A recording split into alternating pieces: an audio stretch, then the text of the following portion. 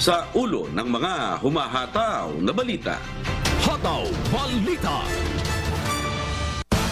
Armed Forces of the Philippines binigyang diin na paigtingin pa nila ang puwersa ng nasa Ayungin Shoal at itutuloy nila ang resupply mission sa BRP Sierra Madre. Hataw Balita. Philippine Statistics Authority nakapagtala ng pagbagal sa economic growth ng Pilipinas ngayong second quarter ng 2023. Hataw Balita. Pangulong Ferdinand Marcos Jr. kinilala ang paghihirap at sakripisyo ng mga Pilipinong atleta na nagbigay karangalan sa bansa sa 32nd Southeast Asian Games at 12 Asian Para Games. Hataw Balita. Department of Migrant Workers inanunsyo na pwede nang umuwi ng bansa ang overseas Filipino worker na nasa Myanmar para magbakasyon. Hataw Balita. 2.1 kilos ng hinihinalang shabu na nagkakahalaga ng 14.4 million pesos nasabat ng mga otoridad sa Bacolod City. Hataw Balita. At Department of Education magbibigay ng 5,000 pesos cash allowance para sa public school teachers. Hataw Balita. Una sa ating mga humahataw na balita. Matapos sabihin ni Pangulong Ferdinand Marcos Jr. na walang umiiral na kasunduan ng Pilipinas sa China na aalisin ang BRP Sierra Madre sa Ayungin Shoal, binigyang diin ng Armed Forces of the Philippines o AFP na hindi nila aabandonahin ang tropa na nakaistasyon sa military vessel sa nabanggit na lugar. Hindi anya magpapatinag ang ahensya, bagkus paigtingin pa ng hukbong sandataan ng Pilipinas ang puwersa nilang nasa Ayungin Shoal. Ayon kay AFP spokesperson Colonel Medel Aguilar, itutuloy nila ang resupply mission sa BRP Sierra Madre at paplanuhing mabuti. Pakinggan po natin ang pahayag ni AFP spokesperson Colonel Medel Aguilar. Tuloy-tuloy ito at hindi ito dapat pinapakialaman ng sinuman kasi ito ay ating karapatan. Itong ang masusunod na rotation and reprovisioning mission, ito ay ating paplanuhin para maisagawa ito ng maayos at saka matagumpay. Of course, paramount in our consideration is the safety of our people na magsasagawa ng RORE mission. Hataw Balita. Pag-aaralang mabuti ng Armed Forces of the Philippines o AFP ang ipinapanukalang joint military drill ng Pilipinas at China. Ayon kay AFP spokesperson Colonel Medel Aguilar, bagamat hindi pa nakararating sa kanilang usapin, papakinggan nila kung ano ang magiging sentimiento ng taong bayan sa military drill na ito ng dalawang bansa sa gitna rin ng usapin sa West Philippine Sea. Pakinggan po natin ang pahayag ni AFP spokesperson Colonel Medel Aguilar. Kung sakali man ito ay dumating sa amin, dadaan po ito sa masusing pag-aaral kung ito ba ay makakatulong o hindi. Tingnan natin, ano ba ang sentimiento ng taong bayan? Kami ay nakikinig naman palagi. Hataw Balita. Nakakapagtala ng 4.3% na economic growth ang Pilipinas ngayong second quarter ng 2023. Gayunman, ayon sa Philippine Statistics Authority o PSA, mas mababa ang naitalang paglago kumpara sa 6.4% performance noong unang quarter ng taon. Malayo rin ito sa gross domestic product na naitala sa kaparehong panahon noong nakarang taon na umabot ng 7.5%.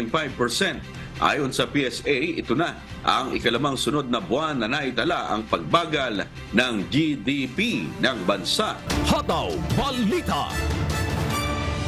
Maaari nang umuwi ng Pilipinas para magbakasyon ang mga overseas Filipino worker na nasa bansang Myanmar. Ito'y matapos na ibaba ng pamahalaan sa level 2 ang crisis alert sa naturang bansa. Sa isang advisory na inilabas ng Department of Migrant Workers o DMW, nakasaad na ang lahat ng mga OFW na may existing contract sa Myanmar ay papayagang makabalik doon sakaling may plano silang umuwi ng Pilipinas para magbakasyon. Gayunman, nilinaw ng DMW na aplikable lamang ito para sa mga mayroon ng existing employment contracts at hindi dito kasama ang mga bagong hired na OFW. Hulyo ngayong taon na i-downgrade ng Department of Foreign Affairs sa Level 2 ang crisis alert level sa Myanmar mula sa dating alert Level 4. Hataw Balita. Oy, makatatanggap ng one-time 5,000 pesos cash allowance ang mga public school teachers sa darating na August 29. Ayon sa Department of Education o DepEd, maaari itong gamitin ng mga guro na pambili ng kanilang teaching supplies o pambayad para sa internet subscription, maging sa annual medical examination para sa darating na school year. Ito ang dating 5,000 pesos na CHOC allowance na ibinibigay ng DepEd sa mga guro. Hataw Balita. Kinilala ni Pangulong Ferdinand Marcos Jr. ang paghihirap at sakripisyo ng mga Pilipinong atleta na nagbigay karangalan sa bansa ng mag-uwi ng medalya mula sa 32nd Southeast Asian Games at 12 Asian Para Games. Pinangunahan ng Pangulo ang pagbibigay ng insentibo sa mga medalists na idinaos sa Malacanang. Ayon kay Pangulong Marcos, nahihiya siya kapag nakikita niyang hindi nasusuportahan ng pamahalaan ng mga atleta. Pakinggan po natin ang pahayag ni Pangulong Ferdinand Marcos Jr. I am always a little embarrassed when I see that we are not supporting our athletes and our coaches and our trainers and all the support groups, even the families. Alam naman natin, hindi kayo naging champion na nag-iisa. At maraming tumulong para kayo ay maging champion. Maraming nagsakripisyo. Yun na nga, yung ating mga coach, yung ating mga, sino yung mga nagpapakain sa inyo, mga magulang ninyo. Hataw Balita. Nakakapagtala ng pagtaas ng 80% na tourist arrival ngayong second quarter ang Albay Provincial Tourism Culture and Arts Office kumpara nung nakarang taon sa kabila ng panganib ng nakaambang pagputok ng Bulkang Mayon. Mga bumisitang turista na mangha nang makita ang paglabas ng mga nagbabagang bato mula sa bunganga ng bulkan. Si Jerry Galicia, humahataw. Hataw Balita. Tinatayang nasa mahigit 475,000 tourist arrival ang naitala ng Albay Provincial Tourism Culture and Arts Office o PTCAO sa second quarter ngayong taon. Mas mataas ito kumpara ng kaparehong panahon noong isang taon na umabot lamang sa mahigit 258,000 mga turista. Sa pagtaya ng provincial tourism, nasa 80% ang naging increase ng tourist arrivals sa kabila ng panganib ng nakaambang pagputok ng Bulkang Mayon sa lalawigan. Ayon kay PTCAO Chief Dorothy Collier, 2 klase ang mga turistang dumadayo sa mga tourist destination sa Albay. There are two kinds of statistics na kinukuha natin for tourist arrivals. There's the same-day visitor. Yung same-day visitor, ito po yung mga turistang pumupunta lang sa mga destinations, sa mga attractions. Pag sinasabi niyo pong tourist, ito po yung nag-avail po ng mga hotels or pumupunta sa accommodation facilities. Kasi po, ang definition po ng Department of Tourism sa isang tourist is one that stays in a place for 24 hours outside of his domicile. 20% naman yung itinaas sa mga tourist arrival na nagpabook sa mga hotel at gumamit ng mga pasilidad ng mga establishmento sa probinsya. Tinawag din ng Tourism Office na beautiful disaster ang pinapakitang aktibidad ng Mayong Volcano na nakakapagbigay atraksyon sa mga turista ang inabangang mapanganib na paglalabas ng mga nagbabagang bato mula sa bunganga ng bulkan. So, may enjoy po natin yung phenomenon niya na mapanood natin siyang nag-e-erupt, lalo na paggabi, at parang meron tayong fireworks in the sky. So, yun po ang naging attraction dito sa mga pumupuntang turista. Perhaps mauna natin na na-observe na punta yung ating mga neighboring provinces, yung mga karatig lalawigan natin. Namamangha naman ang ating mga kababayan at excited na makita ang nagbabagang tuktok ng Bulkang Mayon. Gaya na lamang ng pamilya Ocampo na nagmula pa sa lalawigan ng Batangas. Siyempre po, talagang may ando ng kaba. Kaya lang, hindi talaga, dahil dumating yung mga anak noong 31, pagkadating, doon muna sila sa Batangas. Ngayon, umuwi tong manugang ko dito sa kanilang lugar para magbisita naman sa kanyang pamilya rito. Aba, ay yan ang dinadayo dito eh. Yan ang number 1 na pinupuntahan ng tao dito sa Bicol.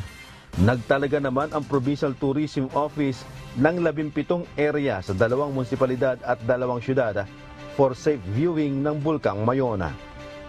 Diyos ang aming sandigan, serbisyo publiko, ang aming pinahahalagahan. Jerry Galicia, humahataw. Hataw Balita. Isa sa ilalim sa assessment ng Provincial Veterinary Office ang nasa mahigit 1,000 mga hayop na nasa evacuation site sa Albay. Ito upang matiyak kung malulusog at walang sakit ang mga ito mula ng ilikas. 2 buwan na ang nakakaraan simula ng mag-alboroto ang Bulkang Mayona. Mula sa Legazpi City, Albay, si Jerry Galicia, humahataw live.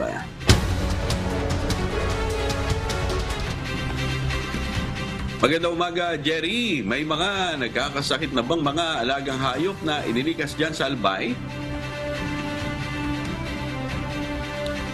Yes, amigo, batay sa ayon sa Provincial Veterinary Office, batay sa ginawa ng pagsusuri ng mga eksperto, isa sa pangkaraniwang sakit ng mga hayop ay yung bulate. Na agad naman nalalapatan ng gamot sa ginagawang deworming ng ahensya. Bukod pa dyan ang pagbibigay ng regular ng gamot at mga bitamina upang matiyak ang kalusugan ng mga ito at maligtas sa anumang uri ng sakit.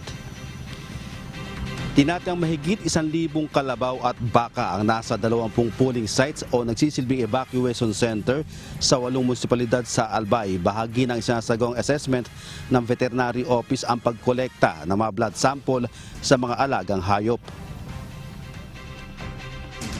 So nag-conduct po kami ng surveillance activity, monitoring na kanilang health. So sa ngayon, nagko-collect po kami ng mga blood samples and fecal samples to detect possible diseases na pwede. So nakipag-coordinate po kami sa laboratory regarding the result. Though hindi pa po ito natuubos lahat, ang natapos po lang po namin ay Santo Domingo and Ginubatan and part of Daraga. So as of the result po ay wala silang nakitang sakit, pero may mangilan-gilan po nag-positive po sa mga bulate. Amigo, layo nitong makatiyak na hindi dadapuan ng sakit na tuberculosis o TB at brucellosis ang mga hayop sa mahigit 20 buwan na pananatili sa kanilang evacuation site. Posible rin nila sa pagbabago-bago ng panahon ay maging dahilan para magkaroon ng karamdaman ang mga kalabaw at baka. Layunin ng proyekto na masiguro na hindi babalik sa 6-kilometer permanent danger zone ang mga residente na idadahilan ang kanilang mga alagang hayop kaya pansamantalang inilagak sa mga pooling sites. Ito pong mga animals na ito na 1,113 na kalabaw at baka. Ito po lahat ay galing doon sa 6-kilometer permanent danger zone. So sa ngayon po, since sila po ay nakapool, ang maganda po nito ay ito po kasing Mayon Volcano ay hindi nag-i-emit masyado ng ash. So even po doon sa kanilang pooling sites, which is nasa almost yung iba, karamihan ay nasa labas ng 8 kilometer, ay hindi po contaminated ang grasses. Natapos na ng Veterinary Office ang mga bayan ng Santo Domingo, Daraga at Ginubatan. Target naman puntahan ng grupo ang mga bayan ng Malilipot at Kamalig sa susunod na linggo. Kabilang sa team na nagsasagawa ng assessment ang Agriculture Veterinary Office Mayon Emergency Response Team, kasama rin ang Department of Agriculture Regional Field Office 5 Regulatory Division, maging ang Regional Animal Disease and Diagnostic Laboratories, National Dairy Authority, 9th Infantry Division Philippine Army at ang mga concerned local government unit. Samantala, amigo, nakapagtala ng 2,689 sulfur dioxide emission at 1,500 metrong taas ng plume o katamtamang pagsingaw na pinadpad sa Timog Kanluran, Timog Silangan. Hindi pa rin bumababa ang bilang ng volcanic earthquakes na may 129. Bukod pa ang 75 volcanic tremor na tumagal ng 1 hanggang 10 minuto. 178 rockfall events at 4 na pyroclastic density current o USON. Ayon sa Philippine Institute of Volcanology and Seismology o PBOX, mataas pa rin ang aktibidad ng Bulkang Mayon batay sa monitoring ng mga parametro ng Bulkang Mayon. Yan muna ang balita mula dito sa Legazpi City, Albay. Balik sa iyo, amigo. Jerry, wala bang pahayag yung mga may-ari ng hayop, especially yung mga nandyan sa 6-kilometer permanent na danger zone, ano? Kasama nila yung mga alaga nilang hayop dyan sa mga evacuation center.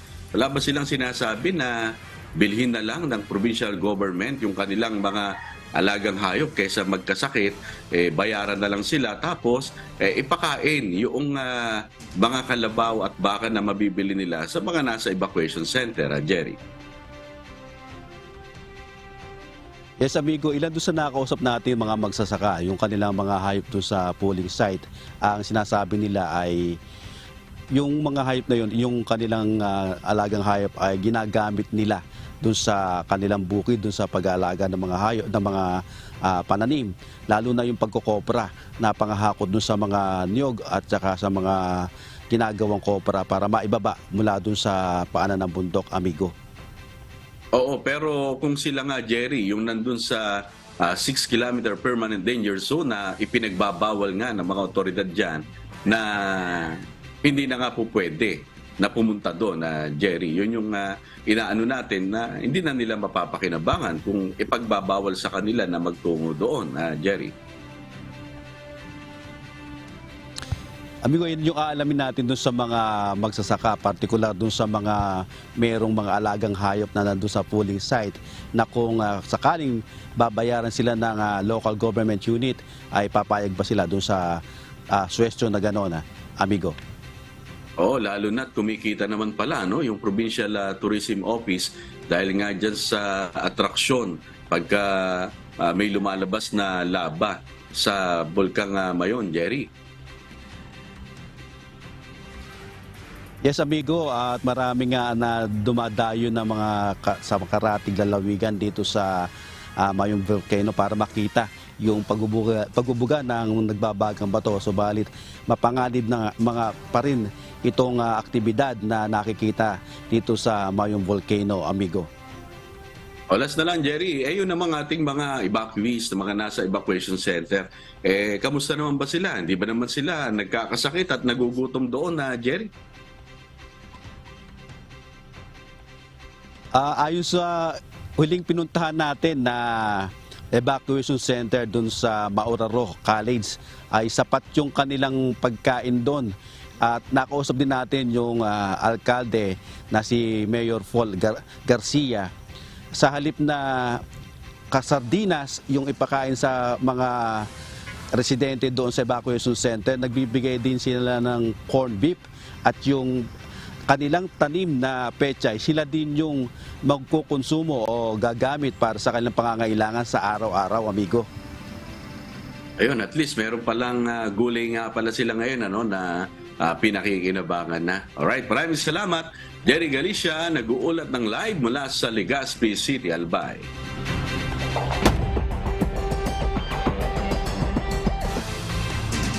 Arestado ng mga otoridad ang isang construction worker dahil sa umano'y illegal na droga na ikinasang drug buy-bust operation noong August 9 sa Binangonan, Rizal. Ayon sa Binangonan Police, na-aresto ang dalawang suspect na sina Virgo Villamin Guerrero at Johnny Marquez Fernandez na pawang mga residente ng nabanggit na bayan. Na-recover at nakumpiska sa mga ito ang 2 piraso ng heat-sealed transparent plastic sachet na naglalaman ng white crystalline substance ng hinihinalang shabu na may timbang na 81.4 grams at may tinatayang street value na mahigit 553,000 pesos. Kasama rin sa mga nakumpiska ang 1 piraso ng buy-bust item, 10 piraso ng 100 peso bill, 1 piraso na color gray coin purse at 1 buy-bust money na nagkakahalaga ng 1,000 pesos.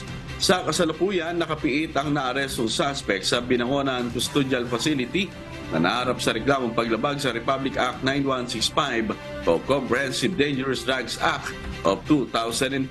Hataw Balita. Hinihimok ng Manila Hemp Trading Corporation ang mga abaka stripper sa Catanduanes na sumunod sa standard ng bandala na hinihingi ng world market. Ayon sa kumpanya, isang low-grade bandala sa dahilan ng patuloy na pagbaba ng presyo ng abaka sa lalawigan. Si Dan Hersalia, humahataw. Hataw Balita. Patuloy ang pakiusap ng Manila Hemp Trading Corporation sa mga abaka stripper sa Catanduanes na mag-produce ng high-grade abaka. Ayon kay Jasper Cua, ang manager ng naturang kumpanya sa bayan ng San Andres, Catanduanes, mas mataas umano ang demand ng high-grade na bandala sa mga bansang sakop ng Europa na pangunahing umaangkat ng abaka sa ating bansa. Ang demand po talaga ngayon kasi sa abaka is ang high grade. Kasi ginagamit po kasi ang mga high grade sa mga food level po na product. Example, yung mga tea bag foods. Yun po talaga ang gagamitan ng high level grade. Kaya pag gumamit naman po tayo ng ibang lower grade na grado ng abaka, hindi naman po applicable doon. Kaya ang request lang po sana sa amin sa mga farmers na magtulungan po kami, sana maintindihan po nila na kailangan natin sundan yung demand ng market. Dagdag pa ang hindi pa rin natatapos na gyera doon. Sana po maintindihan na po ng mga farmer and ng lahat po. Ang crisis po na ito is mostly po dahil dun sa nangyaring gyera sa Europa kasi marami naman po dun sa mga dinadalhan po namin ng abaka, doon din po napupunta ang mga finished products. Sa Europa po talaga ang pinakamalaking market natin. Kaya hanggang hindi po matapos yung crisis po doon, tsaka ang gera po, hindi rin po namin mapapromise kung hanggang kailan po. Sa kabila ng kalagayan ng abaka industry sa Catanduanes, hindi umano nag-stop buying ang Manila Hemp Trading Corporation upang masuportahan pa rin ang kanilang mga customer sa krisis na kinakaharap.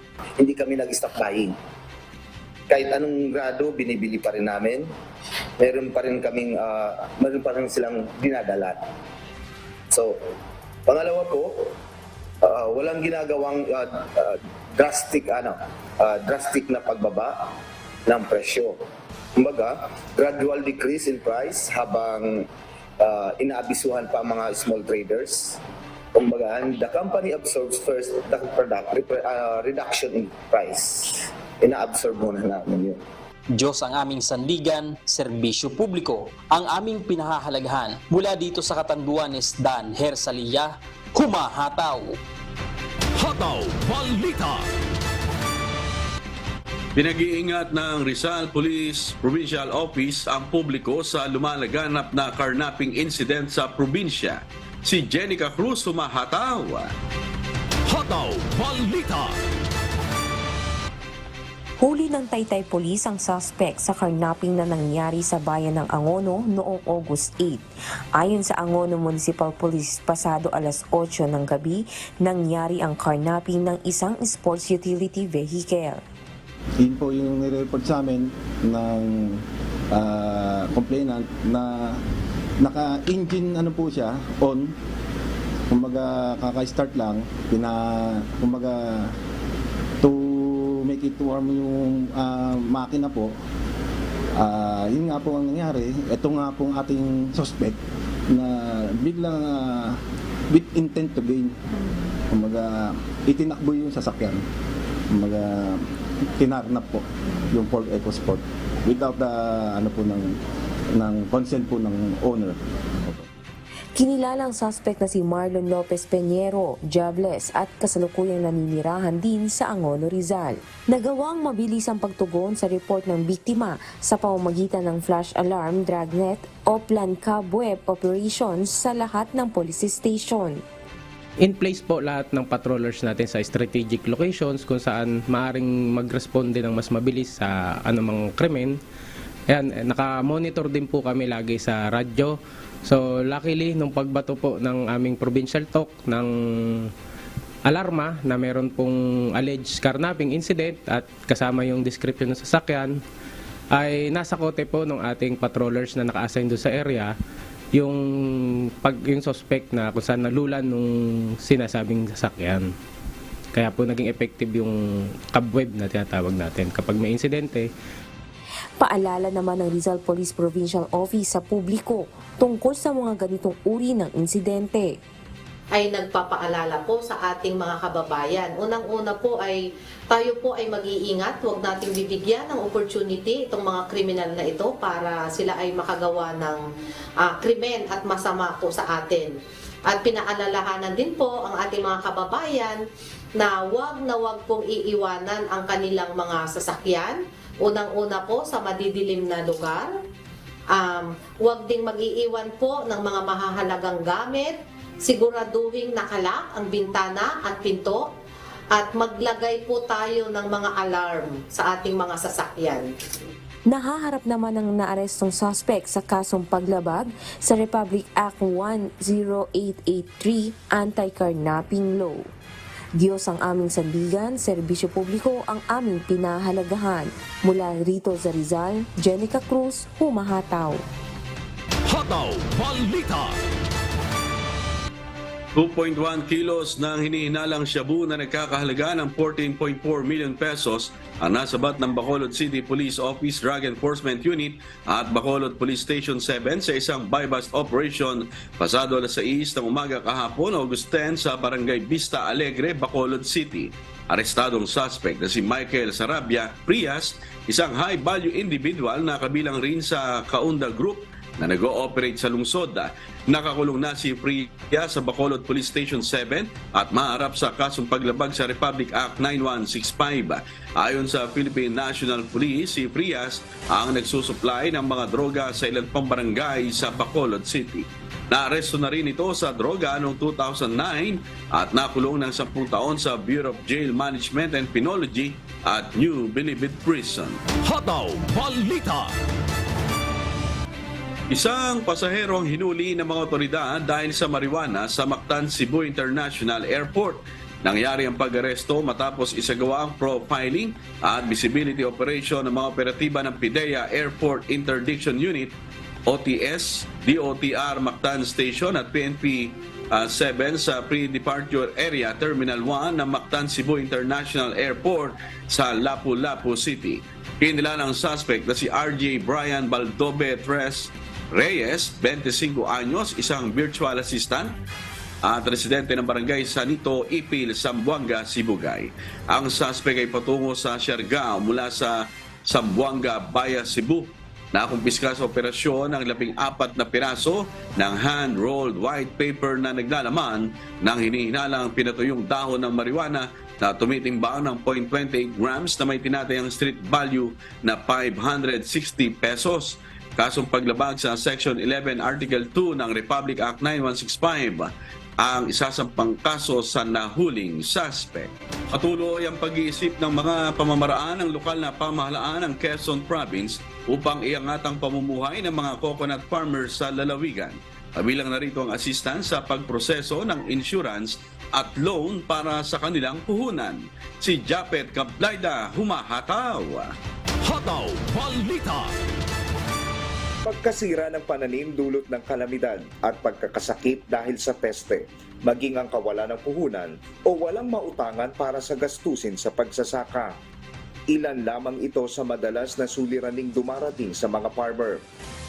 Kaya naman sa isinagawang Coco Summit sa Quezon Convention Center sa Lucena City na dinaluhan ng mahigit 1,000 farmers sa lalawigan, inilatag ang mga programa at proyektong makatutulong sa mga magsasaka pangunahina sa mga coconut farmer. Gaya ng Niyugyugan Foundation sa tulong ng mga pribadong individual o kumpanya para sa iba't ibang aspeto ng pangangailangan ng pamilya ng magniliyong. Ang daming problema. We have Philippine Crop Insurance Company, no? Pero ang hirap kasi napaka-tedious tong process sa kanila. Like, yun pala pagkatanim mo, kailangan dinudokumento mo lahat. Like, pipicturan mo siya, no? And then, kapag may dumaang calamities o kaya may mga insects na nag-cause ng diseases, kailangan well-documented siya, which hindi kaya ng farmers yun. So, kami naman, we're crafting also our program na magbibigay din ng insurance. Hindi ganun kalaki, but at least intervention ng province para direct naman sa mga magsasakanan. So, hopefully next year meron kaming initial fund. maging ang assistance ng lokal na pamahalaan ng lalawigan sa mga coconut farmers sa pag-utang ng puhunan na may maliit na interes. Yeah, hindi nila alam yan yung process. But they said, madali na ngayon mag-loan. No? Actually, naman ang hiningi namin sa Land Bank tsaka sa DBP na padaliin kasi hindi kaya ng mga magsasakayan yung mga masyadong complicated na requirements. So, sinimplify nila. Pero, kaya may paksedo kami na opisina. Sila ngayon yung maggagabay sa farmers, papunta doon, ano yung mga kailangan niyan dokumento. Sila din ang mag-a-assist kung paano gagawa ng mga proposal. Bahagi ng Cocoa Summit ang pagbubukas ng 2 Farmers Information and Technology Services o PITSKIO sa lalawigan. Diyos ang aming sandigan, serbisyo publiko ang aming pinahahalagahan. Japet Kablayda, humahataw. Hataw Balita. Target pataasin ng probinsya ng Iloilo ang produksyon ng hybrid rice sa lalawigan. Ito upang makapag-export pa ng bigas sa ibang probinsya at magkaroon ng buffer stock ng bigas. Si Weng Fernandez, humahataw. Hataw Balita. Pinag-aaralan na ngayon ng Iloilo Provincial Government na mapataas pa ang produksyon ng hybrid rice seeds sa probinsya. Layo nitong magkaroon ng buffer stock ang probinsya at makapag-export din ng bigas sa ibang probinsya. Sa ngayon, nasa 3.5 metric tons per hectare ang produksyon ng hybrid rice sa Iloilo at target ng pamalaan na mapataas ito sa 5.5 metric tons per hectare sa susunod na taon. Ayon sa pamalaang panlalawigan ng Iloilo, nakikipag-ugnay na siya sa Department of Agriculture Western Visayas para sa programang ito. Maliban sa mga lupaing sakahan sa Iloilo na target sites ng Department of Agriculture para sa hybridization program, naglunsad rin ang probinsya ng 30 million peso hybrid rice program para sa 6,000 ektarya na lupain na hindi kasama sa target sites. Pero sa ngayon, 3,000 hectares pa lang ang nataniman ng hybrid rice para sa first cropping. Inaasahang aabot sa 4 metric tons per hectare ang production nito o halos 12 metric tons ng palay. Target ng Iloilo Provincial Government na tumaas sa 5.5 metric tons per hectare ang produksyon ng bigas. Siyam na local government unit o LGU na ngayon sa probinsya ang nagtatanim ng mga hybrid rice seeds. Bawat magsasaka ay pinagkalooban ng 15 kilograms ng hybrid rice seeds sa kada ektarya ng kanilang lupain at abono. Sa ngayon, mayroong 45,000 ektarya na lupain sa Iloilo ang potential site para sa hybrid rice cultivation. Samantala, iimbestigahan naman ng probinsya ang mga napaulat na pagtaas ng presyo ng bigas na umabot na sa 4 na piso kada kilo. Diyos ang aming sandigan, serbisyo publiko ang aming pinahahalagahan. Weng Fernandez, Humba, Hataw. Hataw Balita. Tiniyak ng lokal na pamahalaan ng Cagayan ang kahandaan ng Provincial Disaster Risk Reduction and Management Council o PDR-RMC members ng lalawigan na maging maalam sa advance o komprehensibong konsepto ng Incident Management System o ICS. Ito ay sa pamamagitan ng pagsasailalim sa PDR-RMC members sa isang araw na ICS Executive Course kung saan itinuturo sa mga senior level emergency management professionals ang advanced knowledge at skills sa pamamahala ng komplikado at malawakang klase ng insidente o sakuna. Focus ng kurso ang may taas pa ang antas ng pagsasagawa ng strategic decision o decision making, coordination at leadership ng mga opisyal ng probinsya. Tinalakay din dito ang ilang mahalagang konsepto gaya ng leadership decision making, strategic planning and coordination, risk management, resource allocation and logistics, ethical and legal considerations, at after-action review o assessment. Ang nasabing aktibidad ay pinangunahan ng Office of Civil Defense, Cordillera. Hataw Balita. Nasamsam ng mga tauhan ng Police Regional Office 5 ang tinatayang 272,000 pesos na halaga ng hinihinalang shabu sa Uson, Masbate, Kamakalawa. Samantala, isang bagong drug personality naman ang nadiskubre ng mga otoridad sa Bicol Region. Si Jerry Galicia, humahataw. Hataw Balita. Nahuli na mga kawani ng Police Regional Office 5 o PRO5 ang isang street-level individual sa isinagawang paghahain ng search warrant sa bayan ng Uson, Masbate, Kamakalo, August 9. Target ng operasyon ang suspect na si Raymond Amabutin, 50 taong gulang, na naninira sa Barangay Marcelia, Uson, Masbate.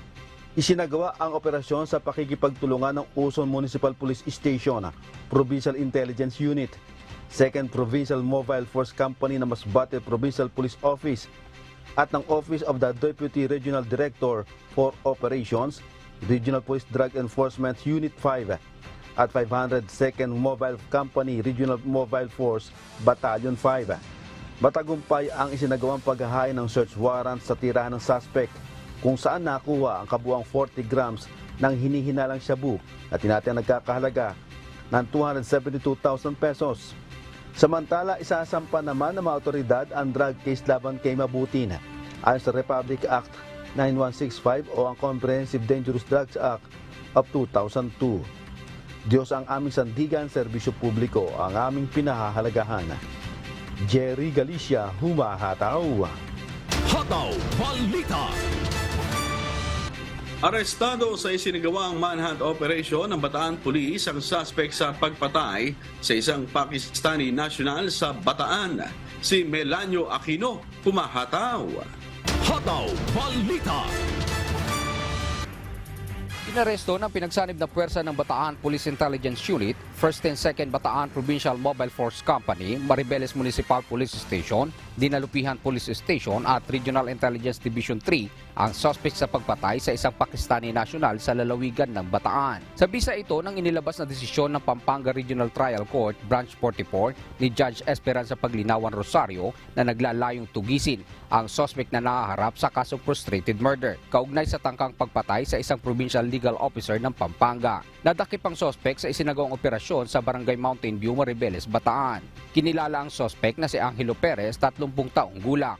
Sa patuloy na operasyon ay nakuha rito ang isang kalibre 45 baril na may 6 na bala, fragmentation grenade at 4 na plastic heat shield na hinihinalang shabu na nagkakahalaga ng 77,000 pesos. Batay sa intelligence report, kabilang umano ang suspect sa pagpatay sa isang negosyante na isang Pakistani national sa Bataan noong May 23. Meron po tayong intel report na natanggap na ito pong suspect ay pinaniniwalaang lumalaro dito sa area ng Dinalupihan at Piles. So yung ating pong kapulisan nagsagawa po ng isang operasyon na matagumpay na nahuli itong suspect po natin. Siya po yung suspect doon sa pagpatay sa isang Pakistani national noong po nakaraang May 23. Prior doon po, sinerve po namin sa kanya itong warrant niya na inisyo sa Branch 44 ng Regional Trial Court sa San Fernando. So meron po siya ritong existing warrant na frustrated murder. Noong pong inakos po siya ng ating kapulisan, Binigyang katiyakan naman ng direktor na sa kabila ng pagkakadakip sa probinsya ng nasabing suspect ay nananatili naman aniya ang kapayapaan sa buong probinsya at aktibo sa pagtupad ng tungkulin ang pulisya sa probinsya. Particularly ito pong probinsya ng Bataan ay generally peaceful. Sa katunayan nga po, maganda po yung sistema ng ating pamamalakad dito sa pangunguna ng ating mahal na gobernador. At ang kapulisan naman po ay aktibong ginagampanan ang kanyang tungkulin, lalo na po doon sa mga activity na ito po ikakatahimik ng ating probinsya. Diyos ang aming sandigan, serbisyo publiko ang aming pinahahalagahan. Mula rito sa Bataan, Melanio Aquino, humahataw. Hataw Balita. Ikinagulat ng mga construction worker ang nahukay nila na high explosive round o mortar bomb sa Antipolo City. Si Jolitz Matangat, humahataw. Hataw Balita. Nadiskubre ng mga construction worker ang isang 81mm mortar bomb o high explosive round sa Beverly Hills Subdivision sa Antipolo City kahapon August 10. Ayon kay Dennis Marcelo, isa sa mga engineer ng itatayong bahay, naghuhukay ang kanyang mga tauhan gamit ang bakho nang makita nila ang naturang bomba. Napansin ni operator ng bako na meron nga siyang nakitang bomba.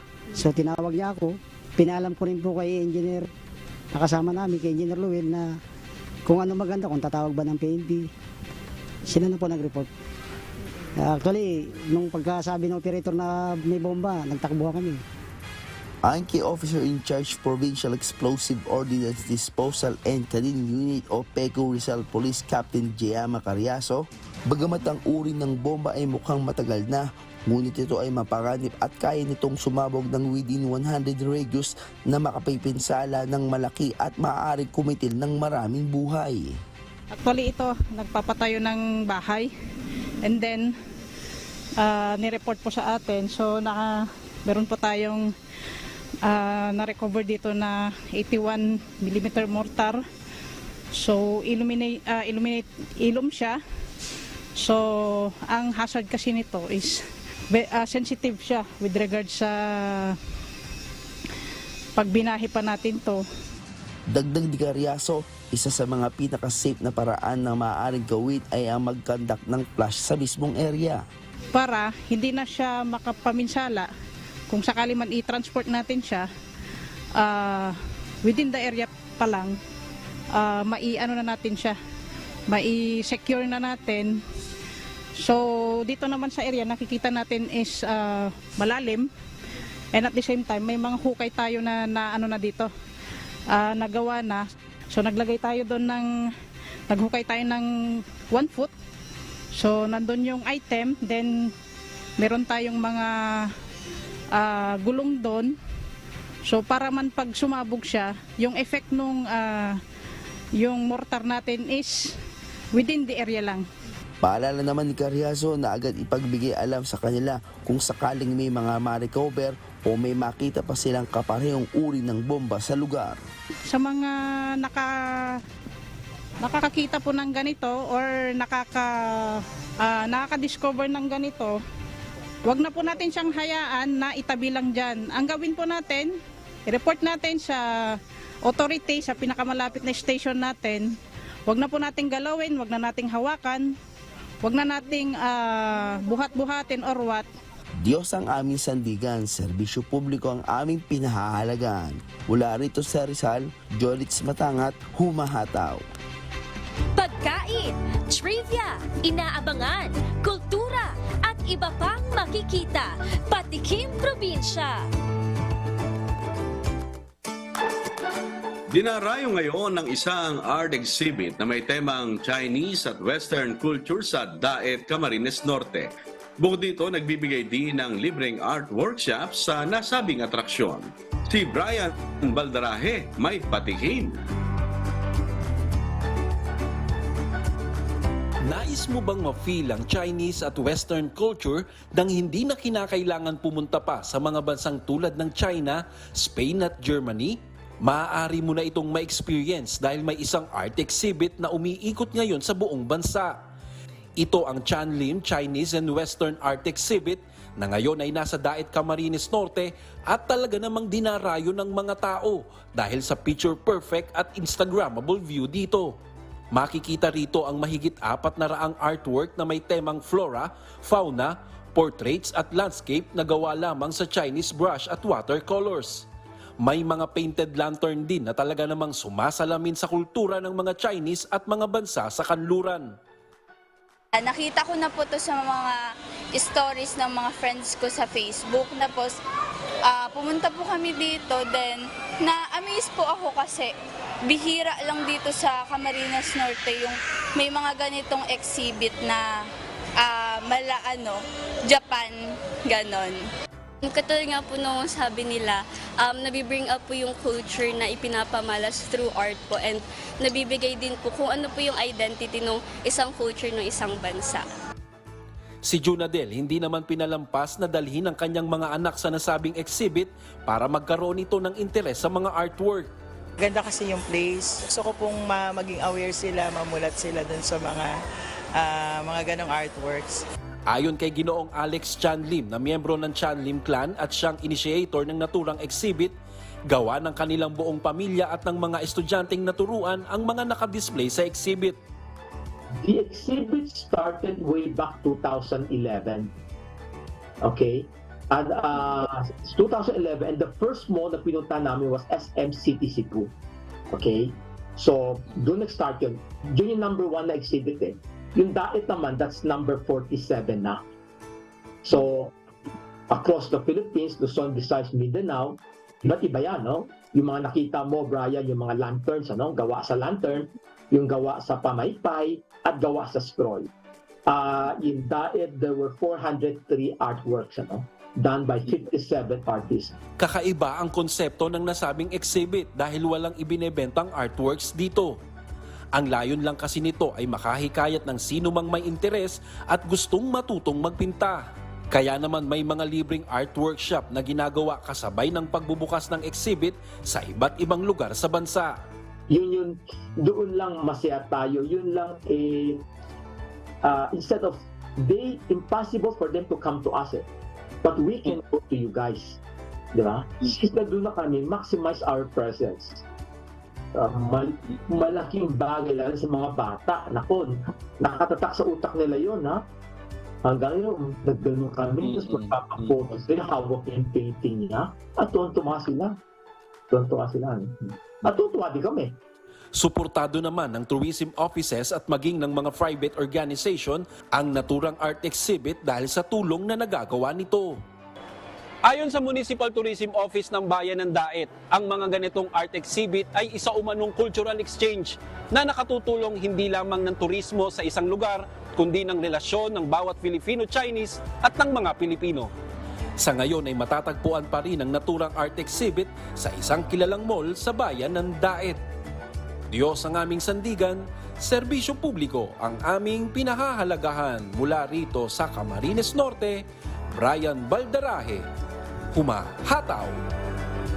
Hataw Balita. Ayan, ang bilis ng ating oras. Pero bago po tayo tuloy ang magpaalam, nais lang po nating batiin ng happy birthday si Darwin Bartolome at Argel Payabyab.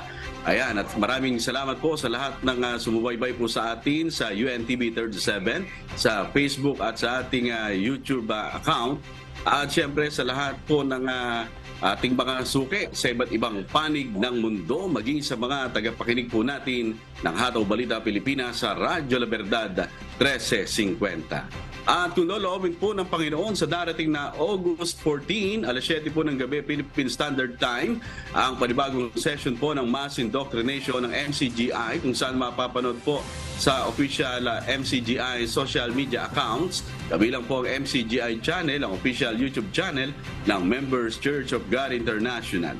Patuloy rin po namin kayong inaanyayahan na makiisa sa Global Prayer for Humanity tuwing Lunes hanggang Biyernes alas 9:30 ng gabi. Ito po ay nakastream ng live sa lahat ng MCGI social media accounts. Ang Global Prayer for Humanity ay bukas po sa lahat, anuman ang inyong relihiyon o lahi. At sa aming ibabahaging mga salita ng Diyos na ating sandigan. Mula sa Pilipos Kapitulo 4, Talatang 13. Lahat ng mga bagay ay aking magagawa doon sa nagpapalakas sa akin.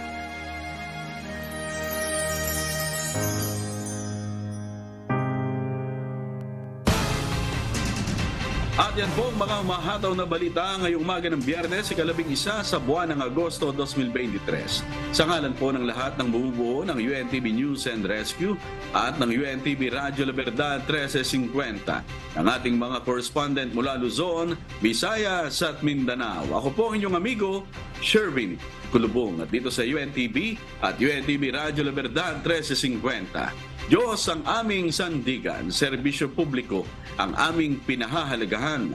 Susunod na po ang Good Morning Kuya. Salamat po sa Diyos at magandang umaga.